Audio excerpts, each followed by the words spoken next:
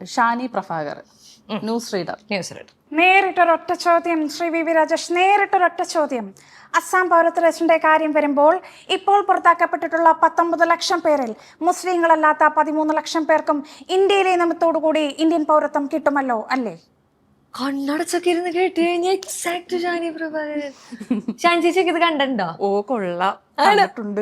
ഞാനിതുപോലൊക്കെ ഇവരെയൊക്കെ പാട്ടൊക്കെ പാടുന്നതായിട്ടൊക്കെ ഷാനി ചേച്ചി പാട്ടുപാടിയിൽ എങ്ങനെ ഇരിക്കുന്നുള്ള അങ്ങനത്തെ വീഡിയോസ് ഒക്കെ ചെയ്തിട്ടുണ്ടല്ലോ.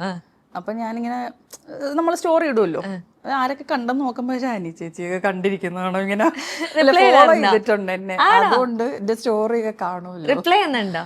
ആ, നേരിട്ട് കണ്ടിട്ടുണ്ട്, അപ്പൊ സംസാരിച്ചിട്ടുണ്ട്. ഓ, ഷാനി ചേച്ചി പിന്നെ എല്ലാവരോടും എനിക്ക് പേടിയായിരുന്നു. അല്ല, ഒരു നോർമൽ വോയിസ് എടുക്കുന്നതിന് കുഴപ്പമില്ല. ഞാനിരുന്ന് വേറെ ഈ പറഞ്ഞ കണക്ക് അവര് പാട്ട് പാടുന്നത് ശരിയാ. അല്ല, അത് എളുപ്പല്ല. അപ്പൊ പറയാം, എനിക്കിങ്ങനെ ഓരോരുത്തർ അയച്ചു തരാറുണ്ട് പ്രീതിമയുടെ വീഡിയോസ് എന്ന് പറഞ്ഞിട്ട്.